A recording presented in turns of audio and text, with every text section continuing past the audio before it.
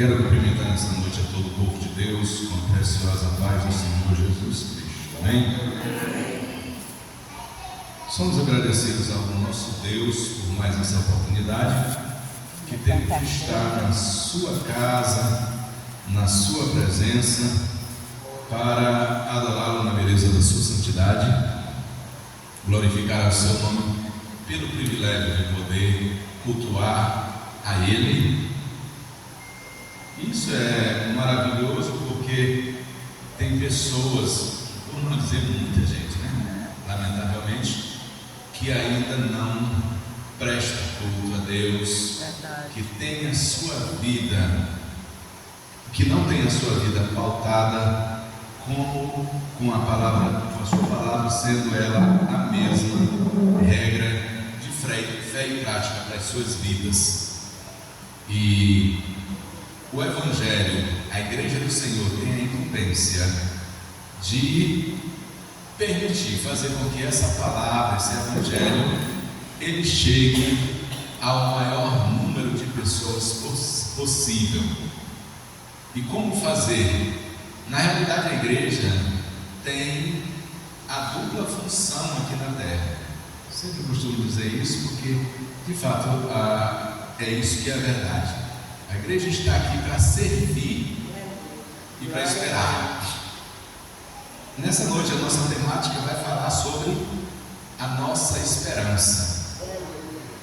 Na realidade, nós temos também percebido que essa temática ela não está sendo tão enfática como acreditamos que deveria. Falamos pouco da volta de Jesus. E isso leva as pessoas a terem a sensação de que ele ou não vai voltar, ou ainda vai demorar. Mas a Bíblia diz que o que há de vir virá e não tardará. Então ele vai vir. Isso é uma certeza absoluta. Ele voltará. Por que a gente crê nisso? Hebreus 10, 29 diz: porque o que fez a promessa é fiel. Se ele prometeu que voltaria, ele vai voltar. Ele disse assim: eu vou para meu Pai e voltarei outra vez, para que onde eu estou estejais vós também. Há uma promessa para o povo de Deus. Eu quero ler como base da nossa palavra nessa noite Mateus capítulo 24. Mateus capítulo 24, a partir do versículo 44.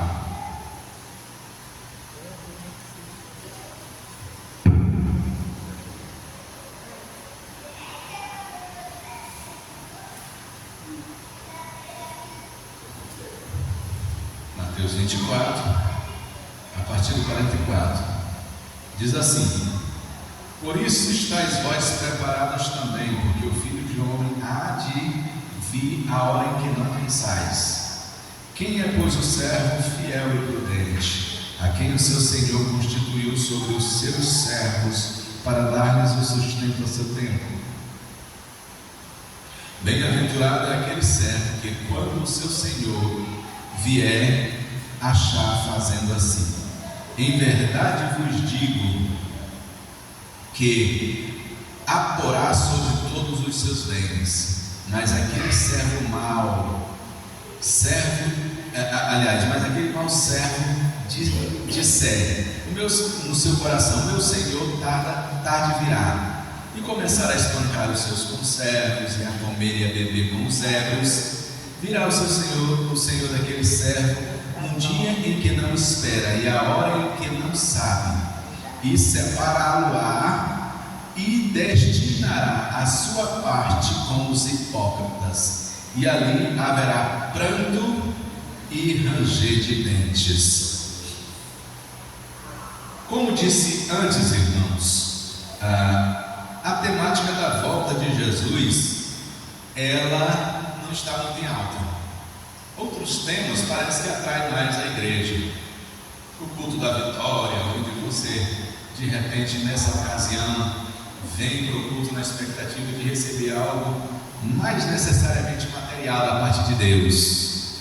Você vem buscar uma casa, você vem buscar um carro, você vem buscar um emprego, vem buscar muita coisa, muitas bênçãos materiais. Isso é tão sério que muitas das vezes nós associamos pessoas abençoadas à quantidade de bens que ele tem. Você já percebeu isso? Este um abençoado, olha, Deus tem dado tudo para ele. Tem casa, tem carro, tem emprego, tem tanta coisa, e a gente necessariamente tem a tendência de acreditar que ter bens materiais é sinônimo de bênção de Deus. É preciso a gente tomar um pouco de cuidado com isso, porque isso não necessariamente é coaduna com o que a palavra de Deus ela nos ensina. Na realidade, os bens materiais, eles são só uma consequência de bênção, das bênçãos de Deus. Olha que coisa interessante, os bens materiais são uma consequência das bênçãos de Deus na nossa vida. E isso é muito importante. E por que isso é colocado dessa forma? Porque você já imaginou se de fato bens materiais fossem sinônimos de bênção de Deus? Você já imaginou? Se a gente, com essa consciência de que não é, a gente corre atrás de bens do jeito que corre, imagine você se estivesse na Bíblia dizendo que os bens materiais são sinônimos de crente abençoado. Como é que não seria vida? Eu imagino que esse templo teria menos gente hoje se isso fosse verdade. As pessoas estariam lá fora buscando serem abençoadas cada vez mais. Meus amados, mas por que isso não é verdade? A gente poderia aqui citar uma infinidade de versículos bíblicos para comprovar essa verdade, mas existe um versículo que me chama bastante atenção. Ele diz assim: olha, construir, guardar tesouros no céu, onde a traça não corrói, nem a ferrugem, a traça destrói, nem a ferrugem corrói. Por quê? Porque o próprio escritor sagrado vai dizer lá: onde está o teu tesouro, ali está o teu coração. O que nós temos de melhor, o que nós temos de mais importante, estará lá o nosso. O que está o meu coração, irmãos? O que é o meu coração? Está falando aí desse órgão que bombeia sangue para todo o nosso corpo? Obviamente que não. Na verdade, na maioria das vezes, quando a Bíblia fala de coração, ela nem se refere ao coração propriamente dito, sabia? Porque a Bíblia diz assim: do coração do homem procede os maus entendimentos. É do coração do homem que procede isso? Não. O coração, no sentido teológico, a única função dele é fazer com que o sangue seja bombeado para todo o corpo, que ele passeie por todo o nosso corpo, oxigenando as células e proporcionando vida ao nosso corpo. Mas o que faz esse papel que a Bíblia chama de coração, na verdade é o nosso cérebro, a nossa mente. E aí, por isso que a Bíblia diz: onde está o teu tesouro, ali está o teu coração. Também não está falando do coração, está falando da nossa mente, do nosso cuidado, das nossas expectativas, do nosso foco. É o que a nossa mente, para o que a nossa mente está se direcionando. E isso é bem interessante, porque nós vamos ter algumas dificuldades de entender os textos sagrados, porque eles vão ter um pouco dessa questão de falar de coração, enquanto não está falando necessariamente do coração. E se a gente tiver a tendência de levar as coisas ao pé da letra, a gente vai ter um problema com a Bíblia em vez de ter solução com ela. né? A gente tem, lamentavelmente, essa tendência.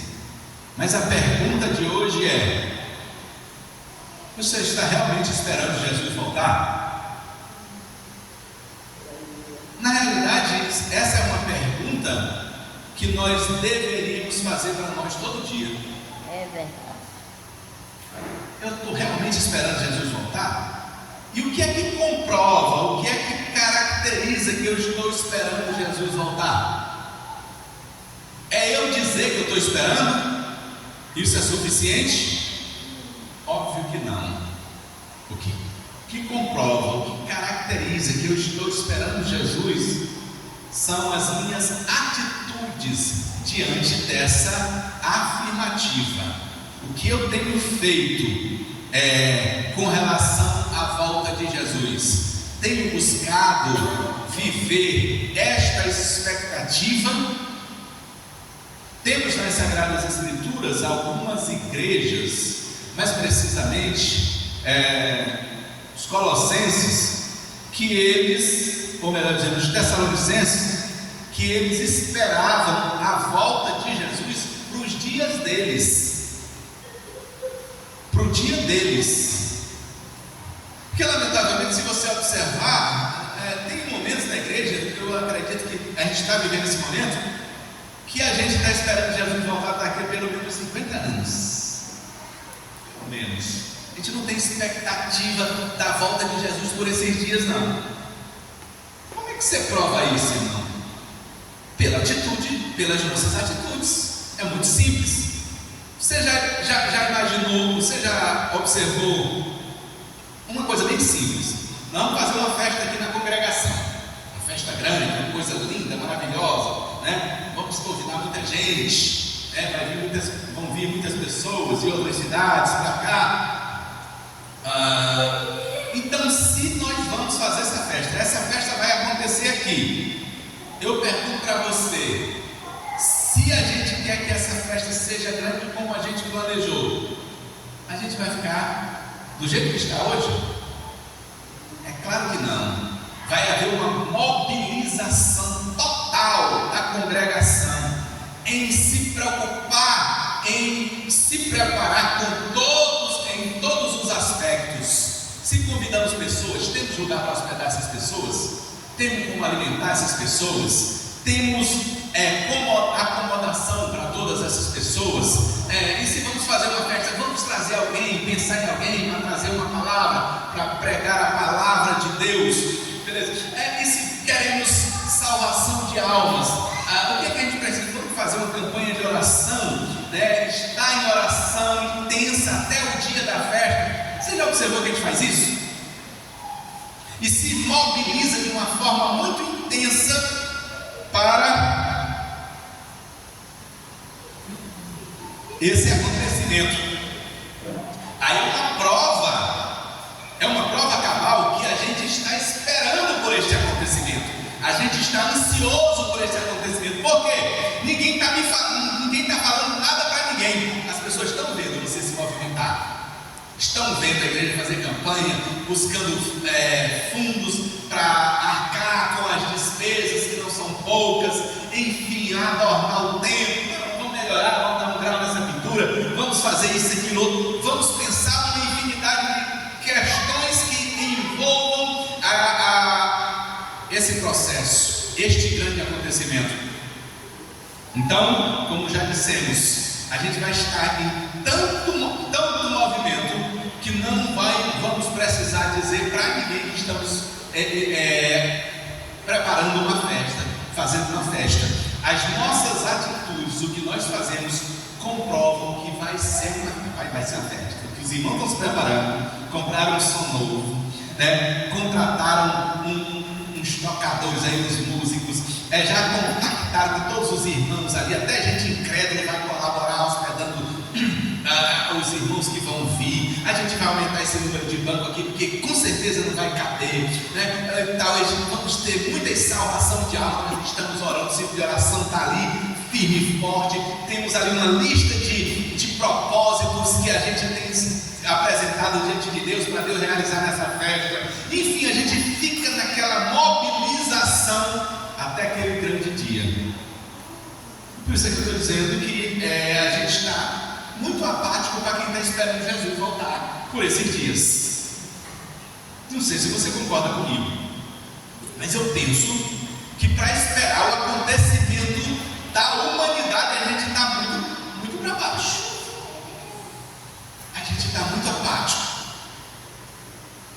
Mas por outro lado, a gente também precisa entender que é cumprimento das Sagradas Escrituras. A Bíblia diz que o amor de muitos esfriaria.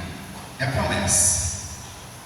Agora deixa eu dizer uma coisa para você. Muitas das vezes a gente pega um versículo bíblico e a gente se agarra tanto com ele, enquanto tem muitos outros versículos que a gente poderia tomar como base, como lema da nossa vida, como modelo para a nossa vida, e a gente não toma. Só porque a Bíblia está dizendo que o amor de muitos esfriará, tem que ser o seu, não tem que ser você. A Bíblia diz muitos, mas não está dizendo todos. A Bíblia está dizendo muitos, mas não está dizendo que é você. A Bíblia está dizendo muitos, mas ela não está dizendo que isso necessariamente precisa acontecer. A gente pode mudar esse quadro. A esfriar.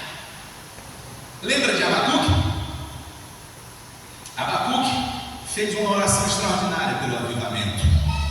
Senhor, abençoa a tua obra e no meio dos anos a notifica. Eu acho interessante essa expressão, no meio dos anos a notifica. Por que ele faz questão de dar ênfase ao meio dos anos?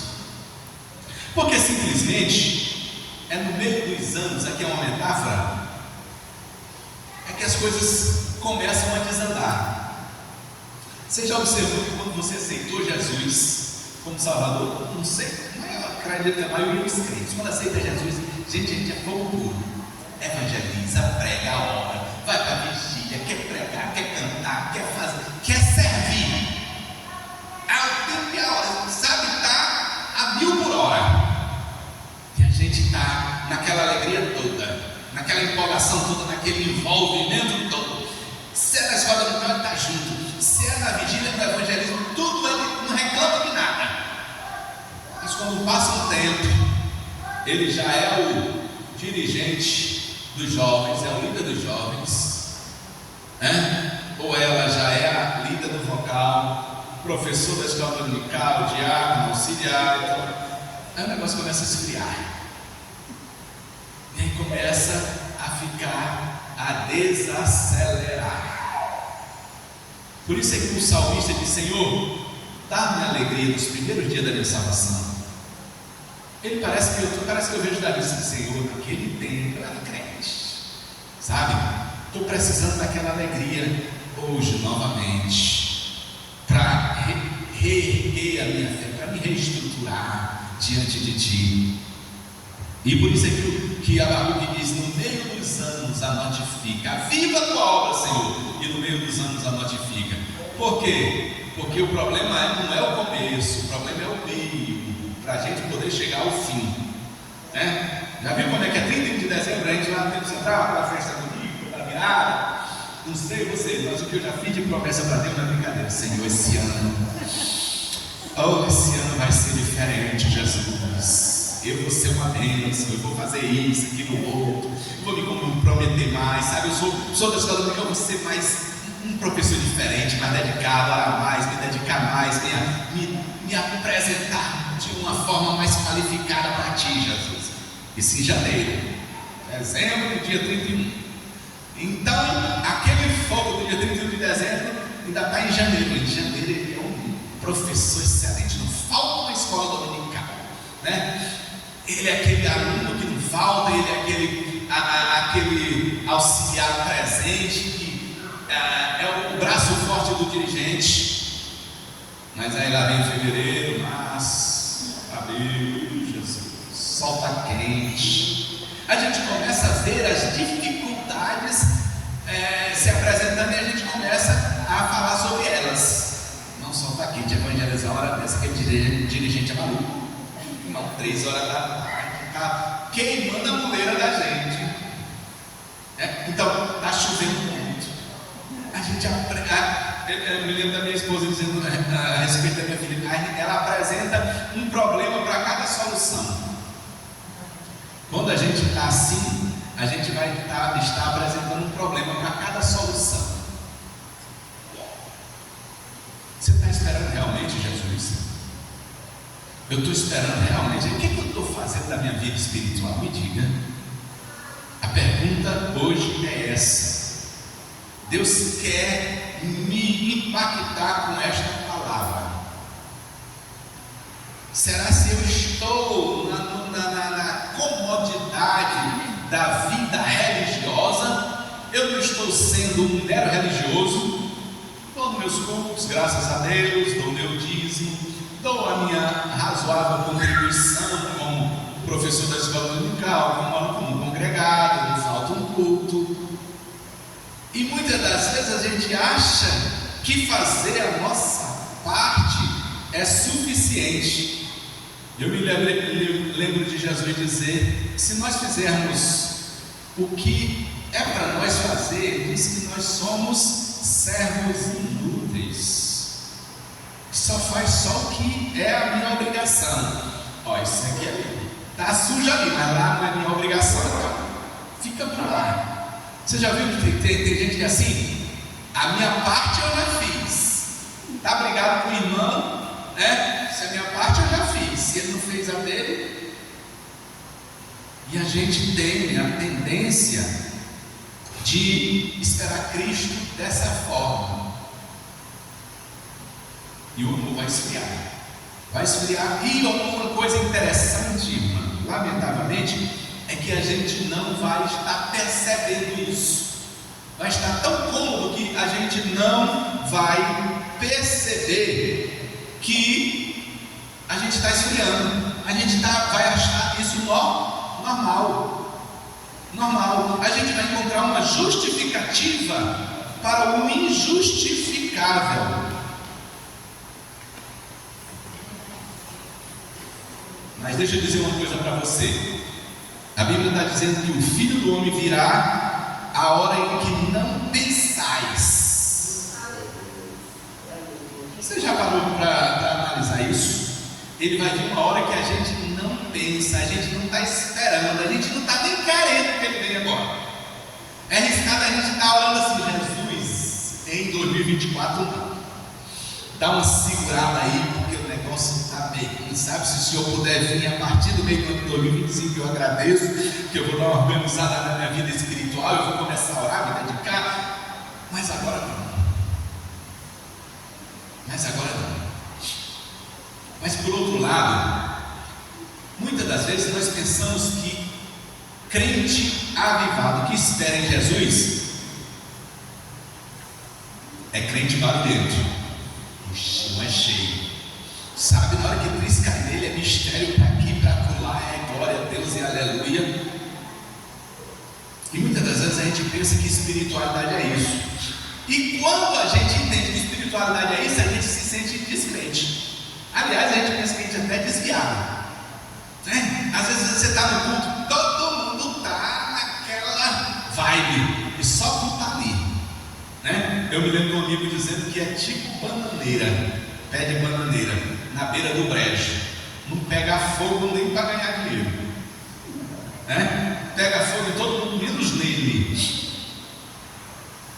Mas isso, por que isso acontece?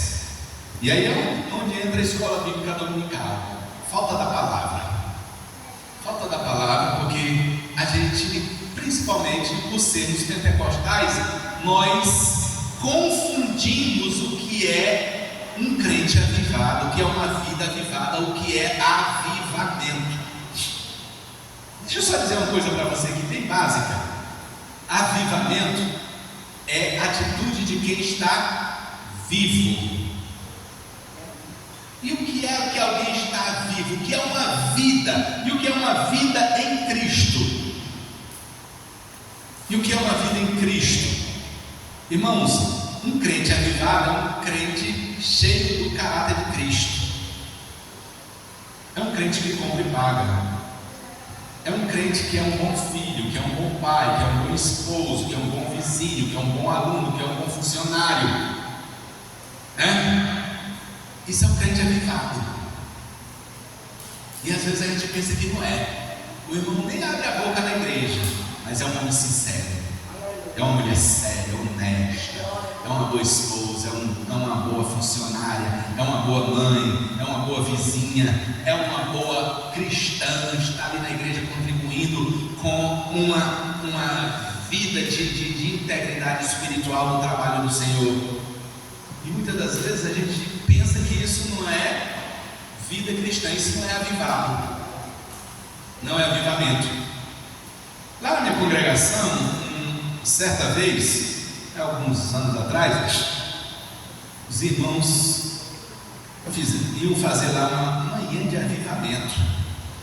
E os irmãos resolveram fazer a manhã do avivamento no lugar da escola dominical. Aí eu fui questionar com o dirigente: me diga uma coisa, a gente vai fazer uma manhã de avivamento e tira a escola dominical para fazer manhã de avivamento? Faz algum sentido isso? Porque se uma coisa, eu digo para vocês, se a palavra de Deus ensinada, ela não produzir avivamento no crente, qual é a outra coisa que vai fazer? Você já parou para analisar isso? Que as nossas igrejas pentecostais, elas tiram a escola dominical para fazer uma manhã de avivamento?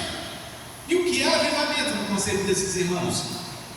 Lamentavelmente, a gente tem o conceito de que manhã de avivamento é manhã de muito barulho, lamentavelmente. É os irmãos falando muito em mistério, é isso, aquilo. Irmãos, isso nunca foi avivamento e nunca vai ser. Isso é, na melhor das hipóteses, resultado do avivamento. Porque um crente avivado é um crente que busca o batismo com o Espírito Santo, é um crente que fala línguas estranhas, mas isso não é avivamento. Avivamento está ligado a caráter, a conhecimento e profundidade na palavra de Deus. E aí eu disse para os irmãos: eu vou fazer uma proposta com vocês. Vamos fazer uma manhã de avivamento na lição da escola dominical? Eles: vamos. Os irmãos vão passar a semana toda orando. A gente vai passar a semana toda orando. E domingo a gente na escola dominical vai ter uma manhã pentecostal, uma igreja de avivamento. Aí os irmãos quiseram pagar para ver. E aí todo mundo orou, todo mundo envolveu lá nas orações. Quando chegou domingo pela manhã, Deus nos deu graça lá e ministramos uma lição muito gostosa mesmo. E aí a gente via assim no semblante dos irmãos aquela alegria de ter usufruído aquelas instruções, aqueles ensinos tão preciosos da palavra de Deus. E aí ao final da escola, aquela calmaria, eu disse para os irmãos: acabamos de ter uma manhã pentecostal, uma manhã de avivamento. Por quê? Porque você orou durante toda a semana, veio para a casa de Deus, ouvir a palavra de Deus, aprender da palavra de Deus, essa palavra que é viva e eficaz, como foi lida aqui hoje. Viva e eficaz, mas penetrante do que espada alguma de dois gumes, que penetra até a divisão da alma e do espírito, juntas e meduras, e apta para discernir pensamentos e intenções do coração. Ela foi ministrada nessa manhã, os irmãos receberam essa palavra. Eu tenho profunda convicção de que essa palavra ela proporcionou mudança no coração dos irmãos, na vida dos irmãos, e que a partir de hoje, que a partir de agora, os irmãos vão ter uma nova vida, uma nova maneira de viver para a glória de Deus. Isso é avivamento. Porque se isso não for, não houve avivamento no Antigo Testamento. Por quê, irmão? Porque não tinha batismo com o Espírito Santo no Antigo Testamento. Mas se você ler a Bíblia, você vai ver que houveram vários avivamentos na história do povo de Israel. Eu vou dar um exemplo para você no tempo de Esdras e Neemias.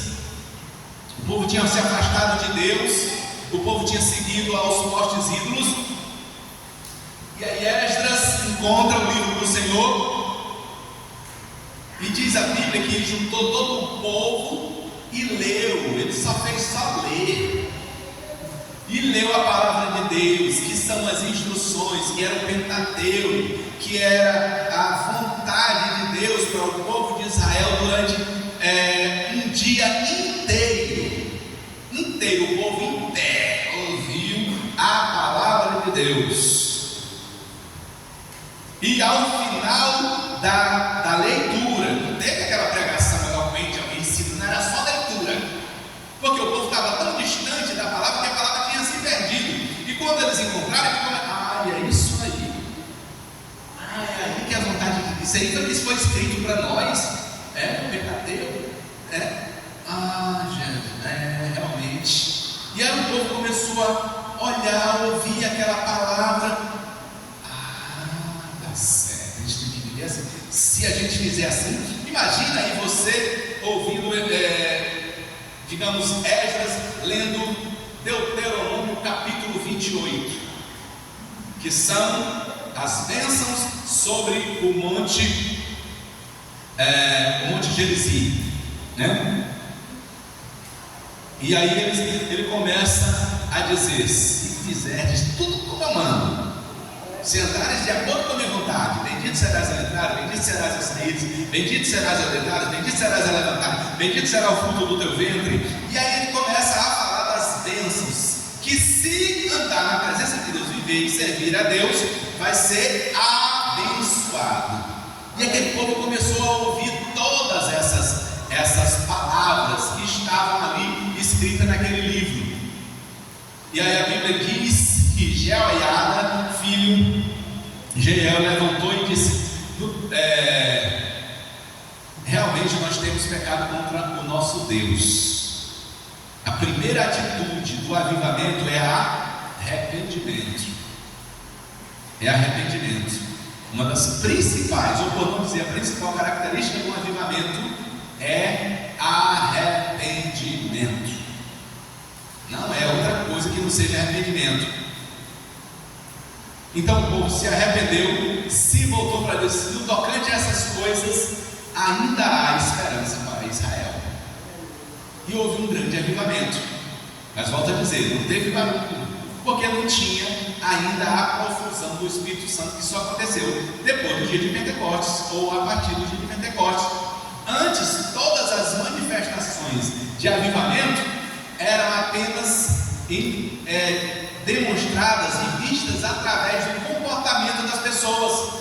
Um rei de Israel se levantava para produzir um avivamento, o povo abandonava os falsos deuses, seguia o Deus verdadeiro, destruía os postes ídolos, destruía as imagens de escultura que eles passaram a adorar, e agora voltaram-se para Deus.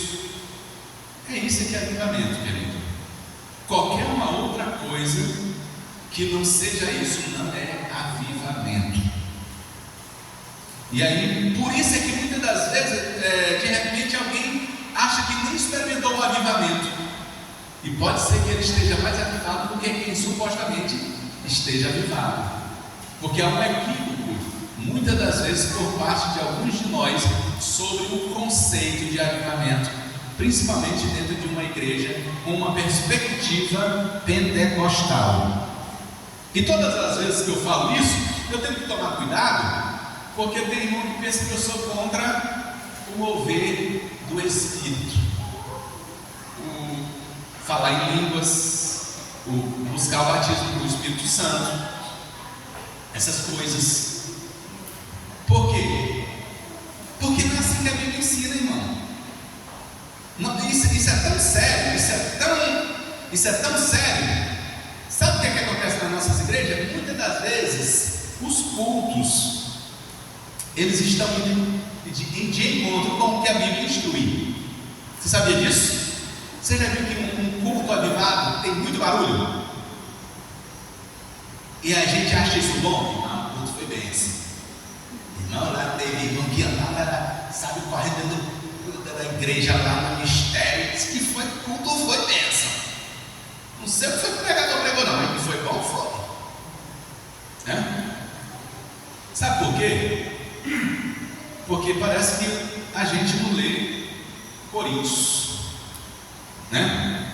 Quando Paulo vai dar as instruções a respeito desse assunto. E as outras cartas paulinas, sempre ele vai estar falando sobre este assunto. Quando ele vai falar sobre o batismo com o Espírito Santo, falar em língua dentro da igreja, você já observou o que Paulo diz sobre o assunto? E quando falar em línguas estranhas, na hora do culto, fale 2 ou 3, se tiver intérprete. Se não tiver, fique calado, fale consigo mesmo e com Deus. Onde é que a gente ia querer um culto desse? Não quer dizer que não pode falar em mistério, não pode explodir em glória, não. Tem pregador que parece que o alimento dele na pregação é glória a Deus dos irmãos, é os irmãos estarem uma pilha. É que o pregador mostra que o pregador é bom. Você já viu que a gente é assim? Meio atravessado do que está ensinando na Bíblia. Que ela diz que o que tem que ter a prioridade. Por quê, irmão? Por uma coisa muito lógica. Se eu estou fazendo zoada aí, você está fazendo zoada aí, né? Porque é glória a Deus e aleluia, mas está fazendo zoada. Você não está ouvindo o que é que eu estou pregando. Como é que você vai entender o que é que eu estou pregando? Como é que você vai internalizar? Como é que você vai processar essa informação dentro de si para produzir mudança no seu caráter, no seu comportamento? Se eu estou falando, você está falando também. Não é meio lógico isso? E Deus não trabalha de outra forma, não. Deus trabalha de uma forma lógica, né? Irmão, acha que irmão, Deus é mistério. Nunca vi isso na vida, não. Dizendo que Deus é mistério. Deus é revelação. Se é uma coisa que Deus faz, é revelar-se aos seus. A preocupação de Deus o tempo todo é estar se revelando a nós. Tem essa coisa de mistério, parece mantra. Não tem super nada a ver.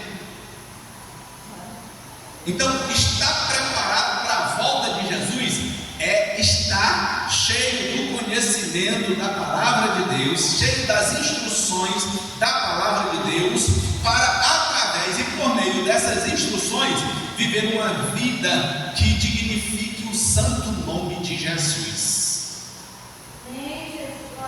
Porque eu garanto para você, esse comportamento vai levar você para o céu. Outro eu não garanto não, mas esse, aliás, quem sou eu para garantir alguma coisa? É a palavra que garante. Eu não posso me dar a audácia de dizer que eu garanto alguma coisa, eu digo alguma coisa, não. Digo isso porque está na palavra. Ela é a nossa regra de fé e prática.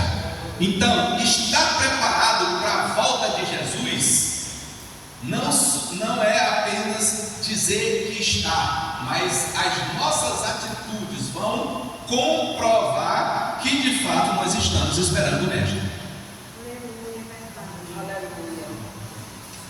É você dizer e eu dizer que amo Jesus, mas esse amor é só da boca para fora, né? É só da boca para fora. É aquele esposo que diz que ama a esposa, mas a trata com indiferença, com desrespeito, né? Faz tudo contrariando a afirmação que ele fizera. Meu amor, te amo. Tem aquele povo que vai para a internet, que vai para as redes sociais e em uma ocasião se derrama de declarações mamadas. Oh, coisa linda, meu Deus, que amor maravilhoso. E já tem outros que obviamente não têm esse traquejo, não sabem expor supostamente seus sentimentos por meio de palavras, aí estão fritos. Ele não diz que a ama, mas é cuidadoso com ela. Chega no minha filha, como é que estão as coisas por aí? Ela viajou, eu disse, aí como é que foi a viagem? Como é que está por aí? Está tudo bem? Está faltando alguma coisa? Está faltando dinheiro? Saem juntos. Hoje, vou conseguir ali um lugar para você. Já vi camarada que sai com a esposa que ele vai na frente. Encontrou um lugar para sentar, ela que se vira. Isso no culto. Ele é um auxiliar, mas ele vai lá no culto e às vezes é uma ocasião que tem muita gente na igreja, ele não se preocupa com cuidar da esposa dele, vai arranjar um lugarzinho para ela. Ele estando sentado lá, ela que se vire. e às vezes é com a reca de menino, né? Então, o amor, ele se apresenta na atitude e não necessariamente nas palavras. Existe uma música norte-americana chamada Tracy Chapman, e ela diz que as palavras saem facilmente. Falar é muito fácil. Dizer que ama, e encontrar os melhores adjetivos é muito fácil. Quando eu tenho uma atriz com minha esposa, ela disse: agora é que você tem que provar que me ama. É quando eu estou sendo chata, é quando eu estou abusada, é quando, sabe, eu estou insuportável. É que você tem que, sabe, provar que me ama, que me desculpar, me chamar para conversar. Minha filha, cala a boca, eu vou parar com isso. E se você zanga do lado, usando do outro, que amor é esse que faz nos afastar? Ela me joga contra a parede mesmo. Quero saber se o amor é agora, porque na hora do bem bom, na hora que a gente está só na dois no nosso lobby, é uma maravilha, né? Rola amor para todo lado, né? Quando a gente está no meio das pessoas, ela vem para cá, fica dando a mãozinha dela. Quero ver num momento difícil, na adversidade, porque a Bíblia diz que na adversidade é que a gente se torna um irmão, né? A gente sabe quem é amiga no aperto, né?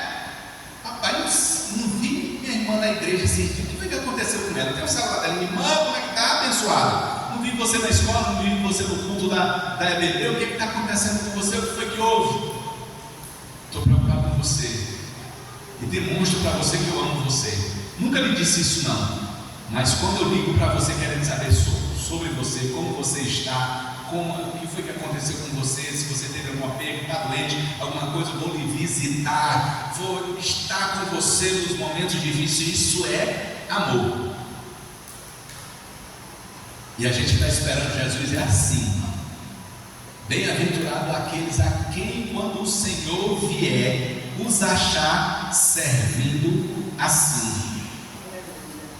Porque a Bíblia diz que tem aquele servo mau, que ele vai dizer assim: meu Senhor tarda a voltar, né? E ele começa a maltratar os seus conservos, tratar com indiferença. A Bíblia diz que ele chega a beber como os ébrios, quer dizer, ele começa a pecar com quem é profissional na arte de pecar. Porque quando ele diz beber com ébrio, quer dizer, o camarada é ébrio, ele está naquela vida, ele é bom naquilo. Ele vive na cachaçada o tempo todo. A Bíblia está querendo dizer que é alguém que vive no pecado, e agora eu vou estar me unindo a ele naquela prática. Que eu não sei nem se ele... Aí tem um momento que a fé, ela esfria tanto, que a gente começa a pensar assim: não sei nem se ele vem mesmo. Porque pela notícia que a gente tem, pelo tempo que fala que vem, ainda não veio, assim, ainda não aconteceu alguma coisa, está achando até que ele não vem mais. Pedro que vai dizer, né? Muitos têm as promessas do Senhor como tardia, e o infeliz sabe que o Senhor está só tendo misericórdia, paciência, para ver se ele se arrepende, para não ficar fora. Imagine aí se Jesus tivesse vindo há 20 anos atrás, você teria ido? Há 10 anos atrás, você teria ido? E aí a gente vai olhar, muitas pessoas teriam perdido a oportunidade.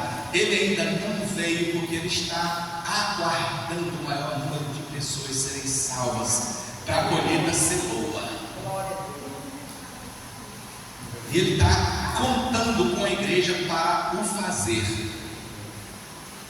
E esse despertamento, irmãos, muitas das vezes a gente pensa que o despertamento espiritual, especificamente para a volta de Jesus, ele acontece em um outro momento da igreja. Não, o despertamento, o avivamento, ele acontece na escola bíblica dominical, porque o que desperta crente é o conhecimento da palavra de Deus.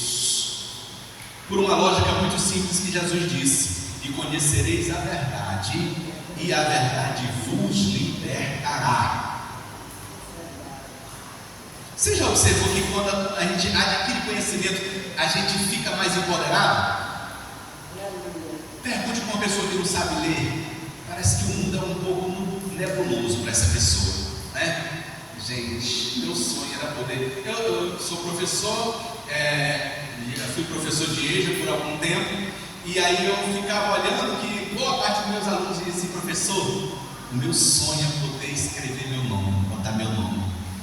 Sabe, é olhar para essas letrinhas que todo mundo fala com facilidade, diz com facilidade. Eu não sei o que está aqui, não sei juntar essas palavras, essas letras e formar uma palavra. Meu sonho é aprender a ler.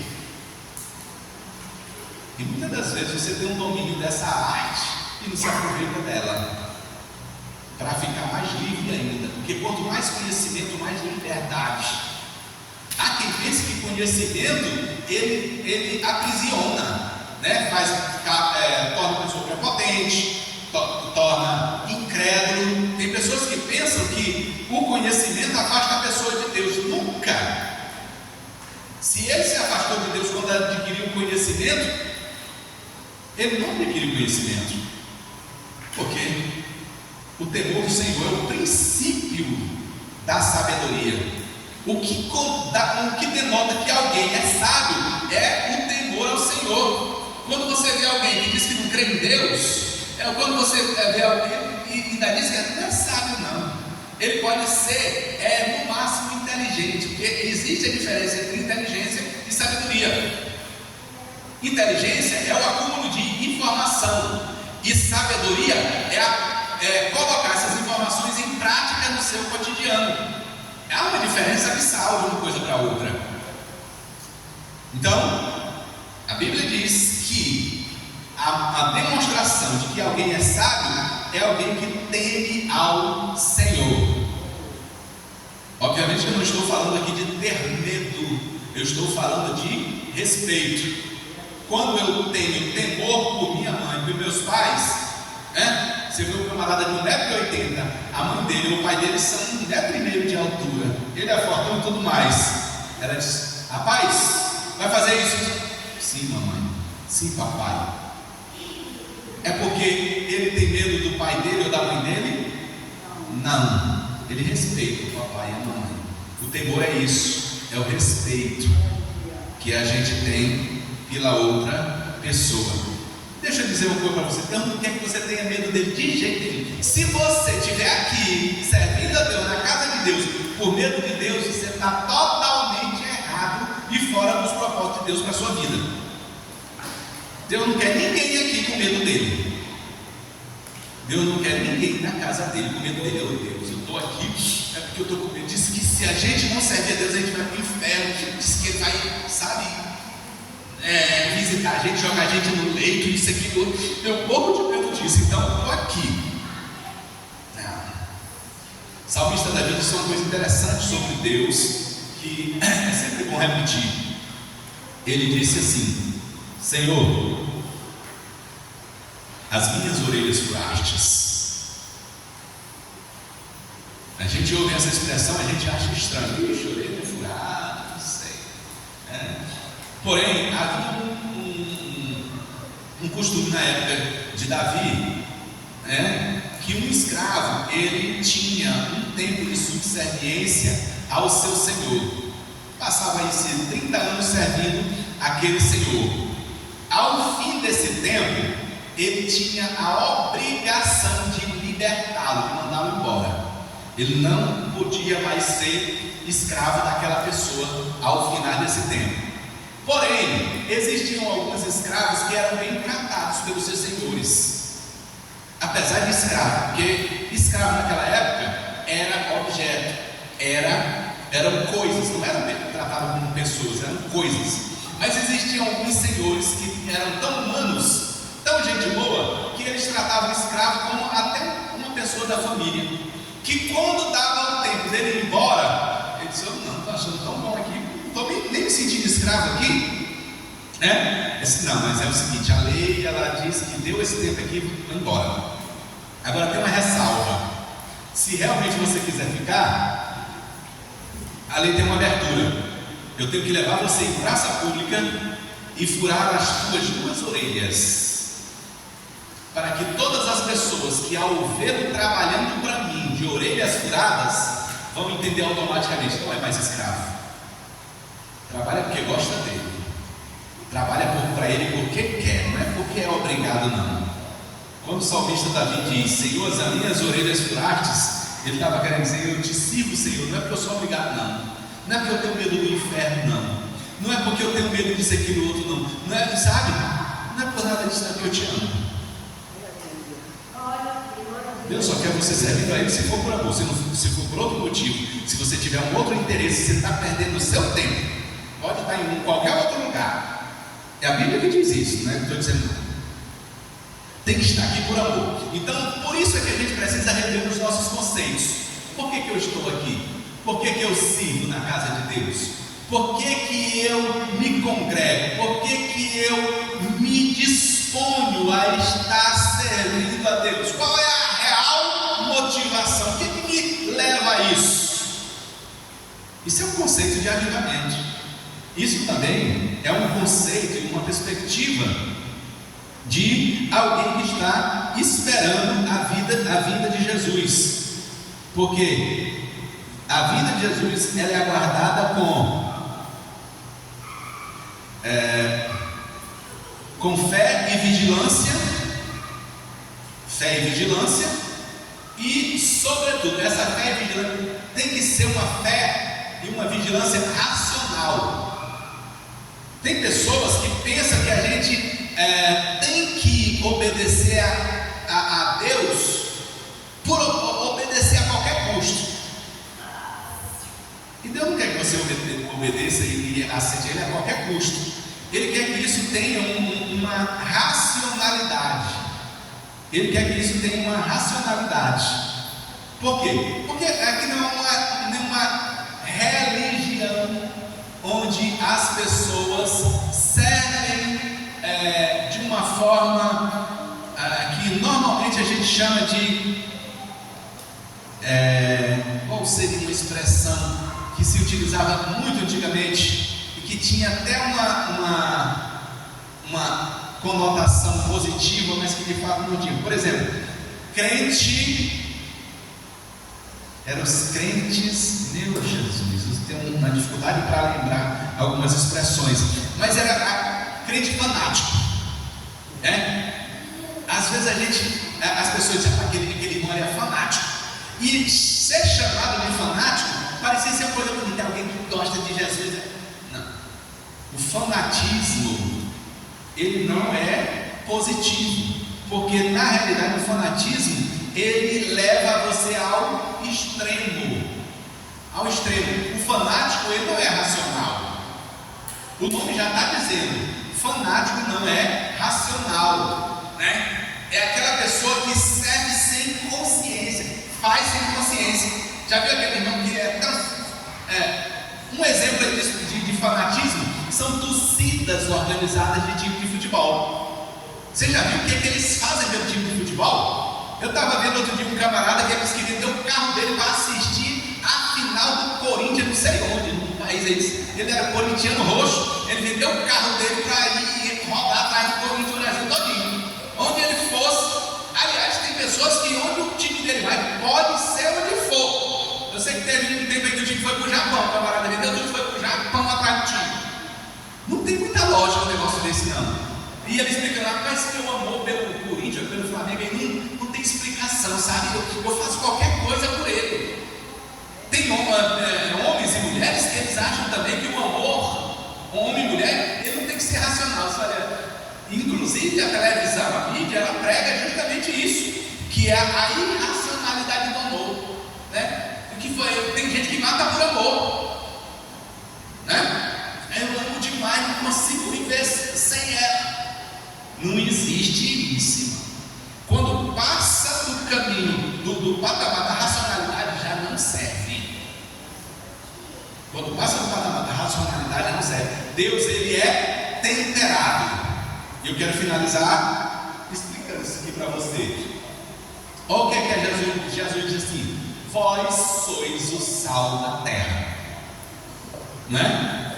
Aí eu pergunto para você, para que serve o sal?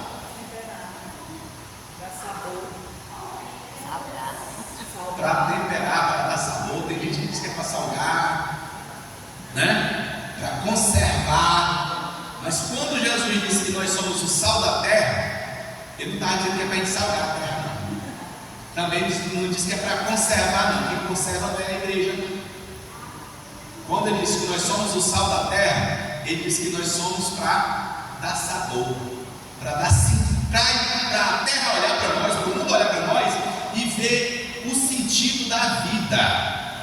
Ver o sentido da vida, o que é de fato viver, que é viver para Deus. Então é uma coisa temperada. Quer ver? Vamos ver aqui. Uma comida ela pode ser gostosa do jeito que for, mas se falta sal, ela continua gostosa? Quando falta sal, a gente ainda brinca assim: ixi, o sal passou no Mossoró, passou, foi longe o sal aqui. Então, quando tem muito sal, a gente diz aqui, tá, que é só sal. A presença excessiva do sal e a ausência do sal, elas são mais notadas do que a comida, não é? A gente nem olha mais para a comida, oh meu Deus do céu, não tem sal. Então, a comida perdeu o interesse, perdeu o sabor, perdeu a beleza porque faltou sal. A comida perdeu o interesse, perdeu o sabor, perdeu o interesse porque tem muito sal. É o fanatismo, é o excesso, é o exagero. A frieza, ela causa problema, mas o excesso de santidade, de pureza, também é problema. Mas quando o sal é colocado na medida certa, eita, comida boa. Alguém fala em sal? Alguém comenta sobre o sal? Alguém fala, eita, não tem nada. Quando o sal está na medida certa, o sal nem é comentado. Olha que coisa linda. A primeira coisa que eu aprendo em ser o sal da terra é que eu não posso aparecer mais do que a comida, que é o pão da vida, que é Jesus. Você está entendendo? Vós sois o sal da terra, é só para temperar. Você não tem que ser mais importante do que ninguém. Você tem que ser apenas você. Sujeitai-vos debaixo da potente mão do Senhor, e ao seu tempo Ele vos exaltará. Essa é a premissa da palavra de Deus. Então, meus amados, o crente que está esperando Jesus voltar, ele é vigilante para ser um crente temperado. Ele não é um crente amostrado, não é mais crente do que todo mundo, nem menos crente do que todo mundo. Ele é um crente. Você já observou que a igreja primitiva fez o que fez, o estardalhaço que fez no mundo antigo, só porque era sal? A igreja não aparecia. A igreja não aparecia, as pessoas não apareciam, só aparecia o resultado da igreja, né? Você vai olhar a partir do capítulo 2 de Atos, você vai ver o movimento feito pela igreja, mas os nomes não aparecem. A grande multidão, aparece os discípulos ali, eu estou falando da grande multidão. Não tem alguém que se preocupar em aparecer o seu nome ali, não. Quem se preocupou em aparecer o seu nome ali, o negócio deu problema na vida deles. Ananias e Safira, né? Mas quem quis glorificar o nome de Deus, não apareceu o nome. Eu acho lindo a finalização de Paulo a respeito das suas falas com relação a quem ajudou ele no ministério. Ele fala o nome de algumas pessoas e outros ele diz assim: alguns nomes os quais a eternidade revela. Tem pessoas que você não sabe o que foi que ela fez aqui. Passou aparentemente desapercebida, mas naquele dia você vai conhecer o estardalhaço que ela fez, a contribuição que ele ou ela fez para o reino de Deus. Então é isso que a gente precisa fazer, irmãos. Esperar Jesus é ter atitude, é ter comportamento de crente que espera Cristo com o seu modelo de vida, glorificando e exaltando o nome de Jesus. Amém? Que Deus em Cristo nos abençoe no seu grande e infinito amor. Amém.